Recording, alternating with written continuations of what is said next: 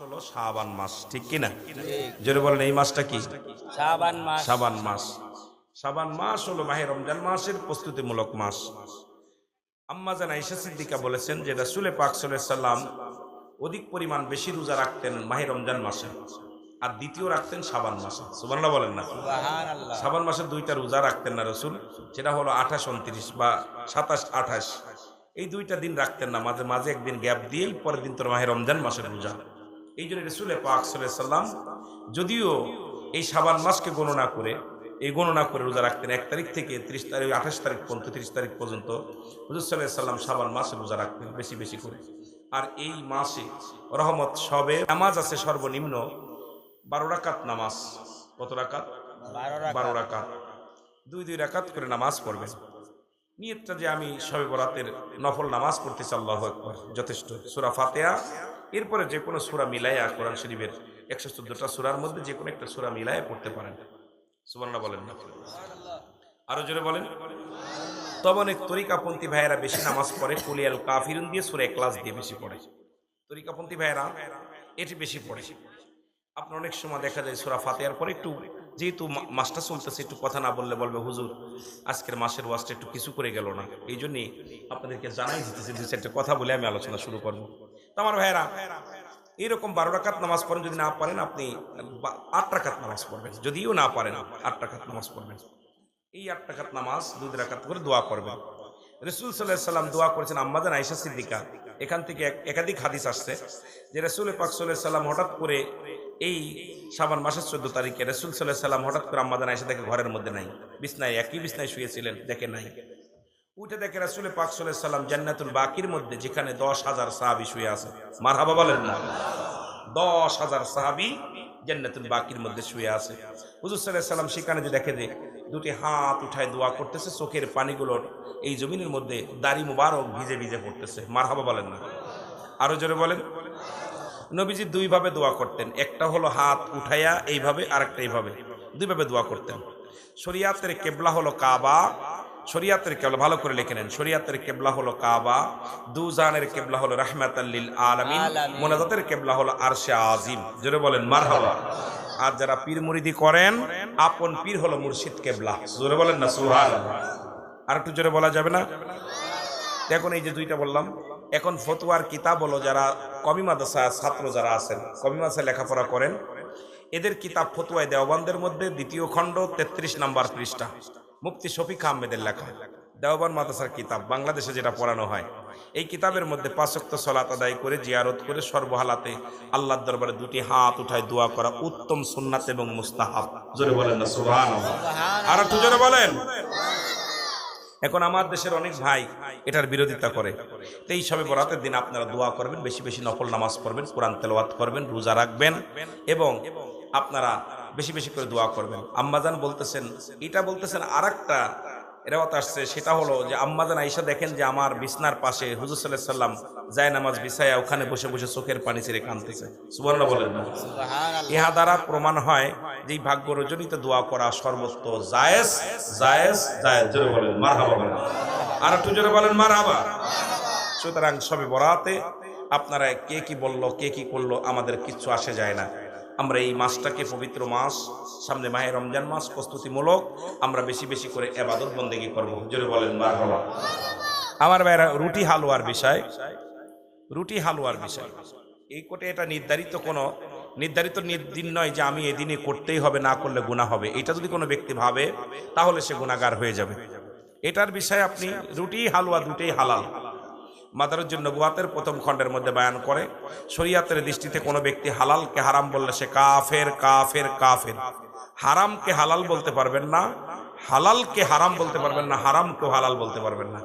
হালাল হালালি, হারাম হারামি, এটার সঙ্গে এটা মিশ্রিত করা যাবে না। সুতরাং রুটি হালুয়া এটা আপনারা 1000 বার এটা আপনারা কি করবেন, বানাবেন, খাবেন, পাক করবেন, এটা জায়েজ। তবে নির্ধারিত যে ওই দিনই দিতে হবে, না দিলে গুনাহ হবে, ওই দিন দিতে হবে। আর এটা মসজিদে নেওয়াও জায়েজ, কারণ এটা আরেক ভাইকে মেহমানদারি করাবেন, খাওয়াইবেন, এটা দিয়ে যদি কোনো দোয়ার করলেন, দোয়ার অনুষ্ঠান করলেন, হাজারবার জায়েজ। এটাকে হারাম, নাজায়েজ, বেদাত করার মতো ক্ষমতা কারণ নাই, যেহেতু এটা হালাল জিনিস। এটা তো শুয়োরের গোশত না, এটা তো খিনজিরের গোশত না, এটা কি, এটা তো আপনার ওই অবৈধ, আপনার হারাম কোনো জিনিস না, এটা সম্পূর্ণ হালাল পন্থা, হালাল জিনিস। এটা খাওয়াও জায়েজ, বানানোও জায়েজ, মানুষকে মেহমানদারি করাও জায়েজ। জোরে বলেন মারহাবা। তবে ওই যে সারাদিন ধরে রুটি বানাইলেন আর চিন্তা করলেন আজকে রুটি না দিলে গুনাহগার হবেন, এটা সম্পূর্ণ বেদাত কাজ। যদি কেউ করেন আপনারা গুনাহগার হয়ে যাবেন। নির্দিষ্ট কোনো, আপনি প্রতিদিন বানায় খেতে পারেন। ওই দিন বানায় যদি কেউ মনে করেন যে আমি দোয়ার অনুষ্ঠান, আজকে দোয়া করাবো, কিছু রুটি হালুয়া বানায় মসজিদে পাঠাইবো, ইমাম সাহেবদের একটু দোয়া করাইবো, হাজারবার জায়েজ আছে, এটা কোনো গুনাহ নাই। তবে ওই যে বললাম যে ইন্নামা আমালু বিন্নিয়াত, এখন সিনার খবর, মনের খবর তা আপনি জানেন, আমি তো আর বলতে পারি না। এখন আমি যে ফতোয়া দিলাম যে জায়েজ নাই, কেমনে বললাম? ওনার তো নিয়ত আছে অন্যরকম, ওনার নিয়তটা কি ছিল উনি ভালো জানেন। কথা বোঝেন নাই? এই জন্যে হারামকে হালাল ভাবা যাবে না, হালালকেও হারাম ভাবা যাবে না। না। আল্লাহ কবুল করুন, সকল বলুন আমিন। আর এই রাতটার কথা রাসূল সাল্লাল্লাহু আলাইহি ওয়াসাল্লাম একাধিক হাদিস প্রমাণ আছে। এই রাতটায় ইবাদত বন্দেগী করা, এই মাসে ইবাদত বন্দেগী করা, দোয়া করা, মাগফিরাত কামনা করা। এই রাতে দুইটা মানুষের দোয়া কবুল হবে না। একটা হলো নাফরমান আর শিরিক, একটা হলো নাফরমান বান্দা, আর একটা হলো শিরিক করা, আল্লাহর সঙ্গে শিরিক করে। এই দুইটা ব্যক্তির দোয়া এই রাত্রে কবুল হবে না। এই দুইটা ব্যতীত সমস্ত গুনাহ আল্লাহ মাফ করে দেন, সমস্ত মানুষের দোয়া কবুল করে। জোরে বলেন না সুবহানাল্লাহ। আর একটা জায়গা আছে, তিনটা মানুষ, সেটা আবার পিতামাতার নাফরমানি সন্তান, এদের দোয়াও কবুল হবে না। যারা পিতামাতার নাফরমানি সন্তান, অবাধ্য সন্তান, এদের দোয়াও আল্লাহ কবুল করবে না। আমার ভাইরা, বন্ধুরা, বুঝতে পারছেন আমার কথা? কথা বলেন না কেন? ওয়াজ কিন্তু হয়ে গেছে, সবে বরাতের ওয়াজ কিন্তু করে ফেলেছি। এটা আমি বিশ্লেষণ করে 1 ঘন্টা কাটাইতে পারতাম, আমি কিন্তু 5 মিনিট 10 মিনিটের ভিতরে অনেক ওয়াজ করে ফেলেছি। আপনাদের ফাঁকি দেব না বিলে 1 ঘন্টার ওয়াজ 5 মিনিটে করে ফেলেছি। এই জন্যে আপনারা দুই শ্রেণীর মানুষের দোয়া কবুল হবে না। একটা হলো শিরককারী, যারা আল্লাহ বলেন কুল হুয়াল্লাহু আহাদুল্লাহুস সামাদ লাম ইয়ালিদ ওয়া লাম ইউলাদ ওয়া লাম ইয়াকুল লাহু কুফুওয়ান আহাদ। আল্লাহ এক। এখন আরো যদি দ্বিতীয় বানাই, কারো সিজদা করি, সেটা করা হবে না? কথা বলেন না?